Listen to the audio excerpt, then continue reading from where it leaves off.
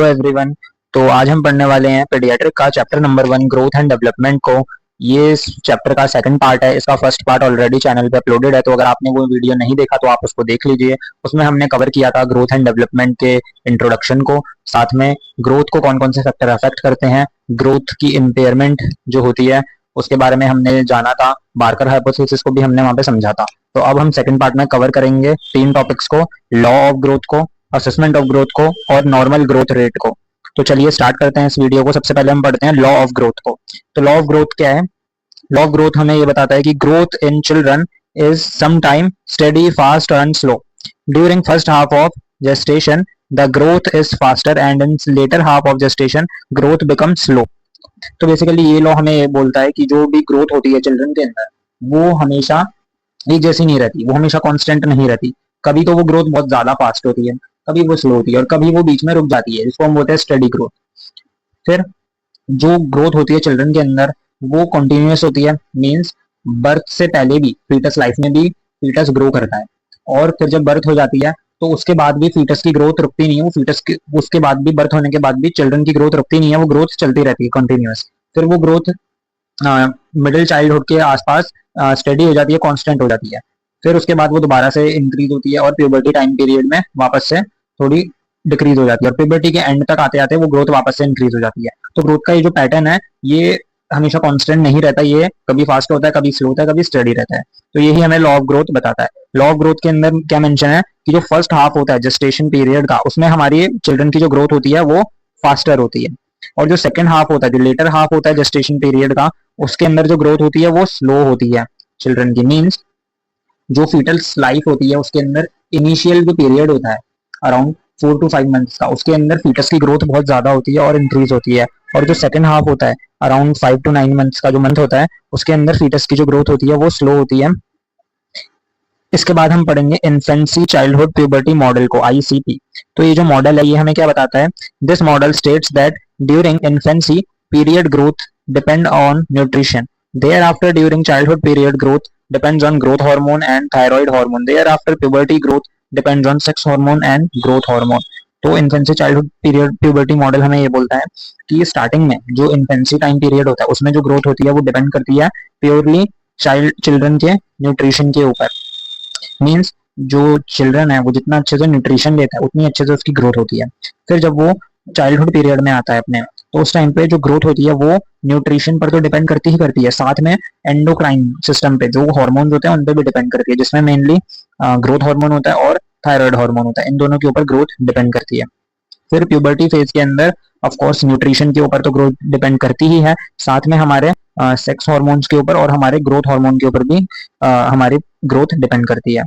अब उसके बाद यहाँ पे एक इमेज है, आप देख सकते हैं। इस इमेज के अंदर पीरियड ऑफ ग्रोथ मेंशन है, तो इसको थोड़ा मैं जूम कर देता हूँ। तो इसके अंदर बेसिकली टाइम पीरियड बता रखा है कि जो ओवम होता है उसका जो टाइम पीरियड होता है वो अराउंड 0 to 14 डेज का होता है। एम्ब्रियो का time period 14 days to 9 week होता है। फीटस का जो टाइम पीरियड होता है वो 9 वीक से लेके बर्थ तक होता है। फिर प्रीनेटल पीरियड जो होता है वो 22 वीक ऑफ जेस्टेशन से स्टार्ट होता है और 7 डेज आफ्टर बर्थ तक चलता है। मीन्स 0 to 14 डेज के स्टार्टिंग में ओवम कहते हैं हम उसे, देन 14 डेज से 9 वीक के बीच में वो एम्ब्रियो में कन्वर्ट हो जाता है, और 9 वीक से टिल बर्थ तक हम उसे फीटस बोलते हैं, फीटल पीरियड में हम उसे काउंट करते हैं। और 22 वीक ऑफ जेस्टेशन से लेके 7 डेज आफ्टर बर्थ तक हम उसे प्रीनेटल पीरियड में काउंट करते हैं। देन पोस्टनेटल पीरियड के अंदर आफ्टर बर्थ, बर्थ के 7 डेज तक तो हमने उसे प्रीनेटली काउंट करा था, बट बर्थ के बाद जो फर्स्ट 4 वीक्स होते हैं उसके अंदर हम उसे न्यूबॉर्न कंसीडर करते हैं। देन फर्स्ट ईयर में जब चिल्ड्रन होता है तो उसको हम इन्फेंसी टाइम पीरियड बोलते हैं। फिर जब वो फर्स्ट से थर्ड ईयर में होता है तो उसको हम टॉडलर बोलते हैं चिल्ड्रन को। फिर जब वो 3 to 6 ईयर्स में आता है तो उसको हम प्री स्कूल चाइल्ड बोलते हैं। जब वो 6 से 12 ईयर में आता है तो स्कूल चाइल्ड कहते हैं उसे। एंड एडोलेसेंस पीरियड स्टार्ट होता है 12 ईयर के बाद। तो 12 जब 10 से 13 ईयर की एज होती है चिल्ड्रन की, तो उसको हम अर्ली एडोलेसेंस बोलते हैं। 10 to 13 ईयर की एज में यूजुअली प्यूबर्टी स्टार्ट हो जाती है। देन मिडिल एडोलेसेंस होता है 14 से 16 ईयर्स का, और लेट एडोलेसेंस होता है 17 से 22 ईयर्स का। तो इस फिगर के अंदर पीरियड ऑफ ग्रोथ मेंशन है कि टाइम पीरियड के हिसाब से हमारे जो ओवम होता है उसकी डेवलपमेंट कैसे कैसे होती है एडोलेसेंस तक पहुंचते समय, तो उसमें कितना टाइम लगता है और किस टाइम पीरियड में कौन सी स्टेज आती है वो इसमें मेंशन है। अब नेक्स्ट हम पढ़ेंगे असेसमेंट ऑफ ग्रोथ के बारे में। तो सबसे पहले हम देखते हैं असेसमेंट ऑफ ग्रोथ में हम वेट का असेसमेंट करते हैं इनिशियली। तो जो वेट होता है चाइल्ड का, उसको हम मेजर कर सकते हैं मैनुअली या डिजिटली किसी वेइंग मशीन के थ्रू। तो जब चाइल्ड बॉर्न होता है तो उसको उसका वेट मेजर किया जाता है इनिशियली, और जो वो वेट की मेजरमेंट होती है वो मैनुअली या फिर आजकल तो डिजिटल इलेक्ट्रॉनिक वेइंग मशीन आती है तो उनसे होती है। Next length. अब हमें अगर चिल्ड्रन की लेंथ को मेजर करना है तो उसके लिए हमारे पास दो पॉइंट्स हैं। अगर चिल्ड्रन लेस देन 2 ईयर है, मतलब 2 साल से कम है, तो उस केस में हम चिल्ड्रन की जो लेंथ है उसको मेजर करेंगे इन फेंटोमीटर से। और कैसे मेजर करेंगे? चिल्ड्रन को सबसे पहले हम सुपाइन लाइन में पोजीशन रखेंगे चिल्ड्रन की। देन इसके अंदर इन्फेंटोमीटर के अंदर बेसिकली क्या होता है, जैसे सपोज जो चिल्ड्रन है वो ऐसे हमने उनको सुपाइन लाइन में रखा है, तो यहाँ पे हमारे पास एक दो चीजें रहती हैं। एक यहाँ पे हेड प्लेट रहती है और एक यहाँ पे फुट प्लेट रहती है, और यहाँ पे साथ में एक स्केल होता है जिसपे हमारे पास डिफरेंट डिफरेंट रीडिंग्स होती हैं। तो इससे हम मेजर करते हैं। तो लेस देन 2 ईयर्स के चिल्ड्रन के लिए इन्फेंटोमीटर का यूज किया जाता है, जिसमें हम सुपाइन लाइन पोजीशन प्रेफर करते हैं। देन जो चिल्ड्रन 2 ईयर से ज्यादा के हैं उनके अंदर हम स्टैंडिंग के अंदर हाइट मेजर करते हैं। किससे? स्टैंडियोमीटर से। तो स्टैंडिंग के अंदर हाइट मेजर कैसे होती है? हम चिल्ड्रन को खड़े होने के लिए बोलते हैं, जिसके अंदर यहाँ पे ऊपर एक अगेन हेड प्लेट होती है, नीचे एक फुट प्लेट होती है, यहाँ पे एक स्केल होता है और उस स्केल में सारी रीडिंग्स मेंशन होती हैं। तो इसके अंदर जो हमारी फुट प्लेट और हेड प्लेट होती है वो बिल्कुल इन्फेंटोमीटर जैसी रहती है, पर बस पोजीशन चेंज हो जाती है। तो लेंथ मेजरमेंट हम ऐसे करते हैं। नेक्स्ट आता है हमारे पास हेड सर्कमफेरेंस मेजरमेंट।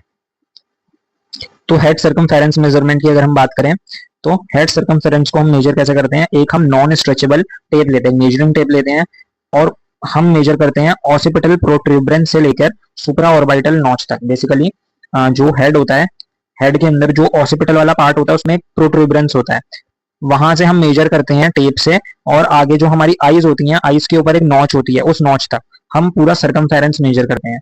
तो हेड सर्कमफेरेंस हम ऐसे मेजर करते हैं। नेक्स्ट आता है हमारे पास चेस्ट सर्कमफेरेंस को मेजर करना। तो उसके लिए भी हम अगेन एक नॉन स्ट्रेचेबल टेप का यूज करते हैं और निप्पल लेवल से हम उसे मेजर करते हैं।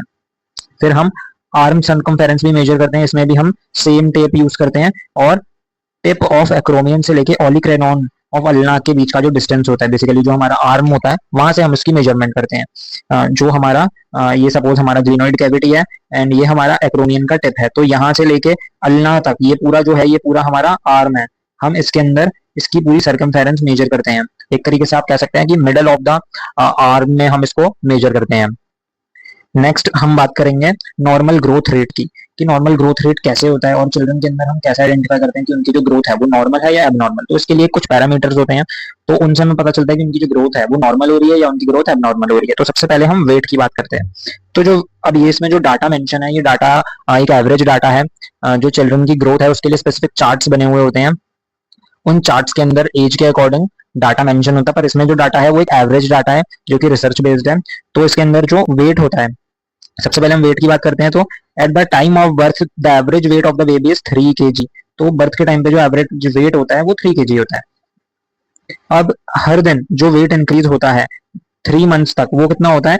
25 to 30 ग्राम। मतलब कि स्टार्टिंग के जो 3 मंथ्स रहेंगे उनके अंदर जो वेट इंक्रीज होगा पर डे वो 25 से 30 ग्राम के बीच में होगा पर डे, ठीक है।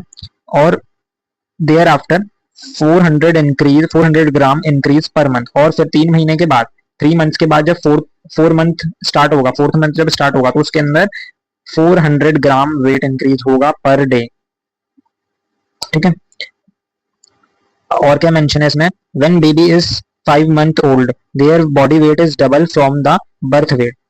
तो जब बेबी 5 मंथ का होगा तो उसका जो बॉडी वेट है वो डबल हो जाएगा उसके बर्थ वेट से। जो उसका बर्थ के टाइम पे वेट था उससे डबल वेट हो जाएगा 5 मंथ में। जैसे सपोज अभी हमने पढ़ा कि जो एवरेज वेट होता है बेबी का बर्थ के टाइम पे वो 3 kg होता है, सपोज वो 3 kg है, और 5 मंथ बाद वो जो वेट होगा वो डबल हो जाएगा। मींस अब वो 5 मंथ बाद कितना हो जाएगा? वो हो जाएगा 6 kg, ठीक है। तो इसका मतलब ये है। Next, when the baby is 1 year old their body weight increase by thrice, after 2 year body weight increase by 4 times। तो बेसिकली जब बच्चा 1 ईयर का होगा, जब वो 1 साल का होगा, तो जो उसका बॉडी वेट है वो 3 टाइम्स हो जाएगा। किसका? बर्थ वेट का। जो बर्थ वेट है उसका 3 टाइम्स हो जाएगा। सपोज इनिशियली बर्थ वेट अगर 3 kg है तो 1 ईयर बाद जो बॉडी वेट होगा वो 3 टाइम्स बढ़ जाएगा, यानी कि वो 9 kg हो जाएगा, ठीक है। और ऐसे ही जब वो 2 साल का होगा तब 2 साल की एज में उसका जो वेट होगा वो 4 टाइम्स इंक्रीज हो जाएगा। अगर वो 3 kg है एट बर्थ, तो फिर 2 ईयर में पहुंचते पहुंचते उसका जो वेट है वो 4 टाइम्स बढ़ जाएगा, यानी कि 12 kg हो जाएगा 2 ईयर की एज में वेट, ठीक है। तो ये जो डाटा है ये नॉर्मल डाटा है सारा। नेक्स्ट आता है हमारे पास हाइट। अब हाइट जो होती है वो इनिशियली है जो रहती है वो 50 सेंटीमीटर रहती है। तो at birth height is 50 centimetre. 60 centimetre होती है at 3 month, 70 centimetre at 9 month, 75 centimetre at 1 year and 90 centimetre at 2 year. तो ये जो डाटा है ये एक एवरेज है, एक जनरल डाटा है, और ये वेरी कर सकता है बॉयज एंड गर्ल्स के अंदर, डिफरेंट कंट्रीज के अंदर, डिफरेंट रेसेस ऑफ पॉपुलेशन में ये डाटा वेरी कर सकता है। नेक्स्ट इसमें हमारे पास एक फॉर्मूला है हाइट को कैलकुलेट करने का for boys and for girls. तो जो फॉर्मूला है वो है father height plus mother height divided by 2 plus 6.5। तो ये जो है ये है बॉयज के लिए, और दूसरा फॉर्मूला है father height plus mother height divided by 2 minus 6.5। ये जो फॉर्मूला है ये है गर्ल्स के लिए। तो इस फॉर्मूले से भी हम बॉयज की और गर्ल्स की हाइट को कैलकुलेट कर सकते हैं। नेक्स्ट आता है हमारे पास हेड सर्कमफेरेंस। तो हेड सर्कमफेरेंस जो होता है ड्यूरिंग बर्थ वो 33 से 35 सेंटीमीटर होता है। मतलब बर्थ के टाइम पे जो हेड सर्कमफेरेंस होगा चिल्ड्रन का वो अराउंड 33 से 35 सेंटीमीटर होगा, और वो फिर 2 सेंटीमीटर इंक्रीज होता है पर मंथ और 3 मंथ। मतलब 2-2 सेंटीमीटर बढ़ेगा हर महीने। कितने महीनों के लिए? 3 महीनों के लिए। जैसे इनिशियली सपोज वो 33 सेंटीमीटर, अब वो 3 मंथ तक इंक्रीज होगा किस रेट से? 1-2 सेंटीमीटर के रेट से पर मंथ। यानी कि 3 मंथ जब कंप्लीट हो जाएंगे तो अगर उसका हेड सर्कमफेरेंस 33 था तो वो हो जाएगा 39 सेंटीमीटर, ठीक है। और 3 to 6 मंथ के बाद जो हेड सर्कमफेरेंस होता है वो 1 सेंटीमीटर पर मंथ से इंक्रीज होता है, और 6 मंथ के बाद में रेस्ट ऑफ द ईयर तक हेड सर्कमफेरेंस 0.5 सेंटीमीटर से इंक्रीज होता है। तो जो हेड सर्कमफेरेंस होता है वो कोरिलेट करता है ब्रेन की ग्रोथ को। मीन्स जो चिल्ड्रन का अंदर 1 ईयर में ही जो हेड की ग्रोथ होती है वो कंप्लीट हो जाती है, और 1 ईयर के अंदर अंदर जो ब्रेन होता है उसका भी जो फिजिकल डेवलपमेंट होता है वो कंप्लीट हो जाता है। नेक्स्ट आता है हमारे पास चेस्ट सर्कमफेरेंस। तो चेस्ट सर्कमफेरेंस की बात करें तो ड्यूरिंग बर्थ जो चेस्ट सर्कमफेरेंस होता है वो 3 सेंटीमीटर लेस होता है देन हेड। मतलब कि हेड के कंपैरिजन में जो चेस्ट का सर्कमफेरेंस होता है वो 3 सेंटीमीटर कम होता है। इसका मतलब जो हेड होता है एक न्यूबॉर्न का वो थोड़ा बड़ा होता है as compare to their chest, ठीक है।